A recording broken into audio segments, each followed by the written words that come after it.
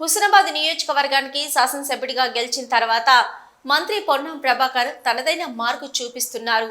ఇప్పటికే ప్రతి మండలంలో అభివృద్ధి వేగంగా పరుగులు పెడుతుండగా అభివృద్ధితో పాటు ప్రజా సమస్యలపై మంత్రి పొన్నం ప్రభాకర్ ప్రత్యేక దృష్టి సారించారు. ఒకరోజు మొత్తం మండలాల వారీగా ప్రత్యేక సమయాన్ని కేటాయించి వారికున్న వ్యక్తిగత సమస్యలు, ఆయా గ్రామాలు, మండలాల వారీగా ఉన్న సమస్యలపై హుస్నాబాద్ క్యాంప్ కార్యాలయంలో మంత్రి పొన్నం ప్రభాకర్ వినతులు స్వీకరించారు. అక్కడే పలు అంశాలతో అధికారులతో మాట్లాడి సమస్య పరిష్కారం చేశారు.